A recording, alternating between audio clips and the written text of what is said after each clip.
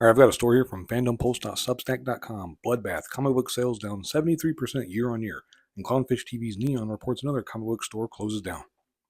Barely been a year since comic book store owner Glenn O'Leary's video on the sad state of the comic industry exposed how far they'd fallen, with self-insert versions of characters dominating and changing established lore. He was mocked by comic book pros, insiders, and journalists, but now it's been reported that sales of new comic book periodicals were down at 73% of responding comic shops in 2023 compared with 2022, while graphic novel sales were down 63% or 65% of those shops. To accentuate the fact that these figures aren't mere statistics of interest to academics only, Neon from Clownfish reports that yet another iconic comic book store is closing down. Fat Jack's Comic Crypt in Philadelphia has been evicted from its center city location. They have until May 29th. This is the video, or the story is from June 3rd, so it's already happened by now.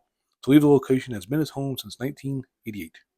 With comic book sales down 73% for new comic book periodicals and 65% for graphic novel sales, it will be increasingly harder for shills like Heidi McDonald of Comics Beat to proclaim that the comic industry is fine. Neon points out that this is only one in the string of iconic comic book stores. They mention Flying Colors, Cosmic Shops, and Comic Town that they were all shut down as well. Ironically, Ryan Seymour, the owner of Comic Town in Ohio, was one of the retailers that Mark Miller interviewed in December last year, who warned the industry about the decline in comic book sales and pointed out that the public is being gaslit by insiders and shills into believing that all is fine. And then, to the point, astonishingly, Jen Haynes, Outreach Director and VP of the Comic Pros Board, said in a statement, "While it is clear that the majority of the comic industry is experiencing financial strain, retailers seem to agree that their experience of this struggle would be mitigated through more coherent and consistent product data, reduced shipping rates, continuation of purchasing risk to be shared by the publisher, and the ability to gather effective sales data on issue number 1 of the series before having to finalize order numbers for number 2. Duh. I mean, But anyway, that's kind of glossing over the point. That's the larger issue of the self-insert characters, the changing everyone's character, basically, having the DEI up everything. Oh, let's make this character gay. Let's make this character trans. Yeah. Oh, the usual stuff that they talk about. That's the right thing to do. It's justified. It's whatever. Anyway, says industry insiders all know that Marvel, DC, and IDW are putting out woke trash, and no one wants to buy. But for fear of being called racist, bigots, and possibly literally Hitlers, they won't call it out. Instead, couch it in acceptable business jargon. Fortunately for comic book fans and comic book stores, it does not appear that things will get better anytime soon. At least not if it depends on Comics Pro. Joe Murray, president of the board, said that the survey highlighted the importance of diversity in both product stores carried weather downturns and a need for diversity in staffing so different voices can help us reach wider and new audiences.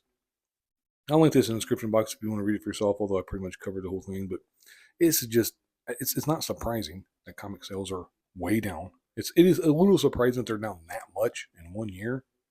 Both the floppies and the graphic novels. It's like, holy crap. I didn't think it was that bad.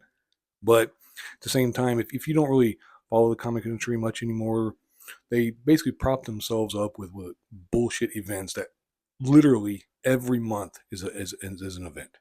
Sometimes the event will take 2 months and it'll cross over X amount of books or whatever, but it's just event after event. Once one event ends, the next one begins, and so on and such forth. It's terrible.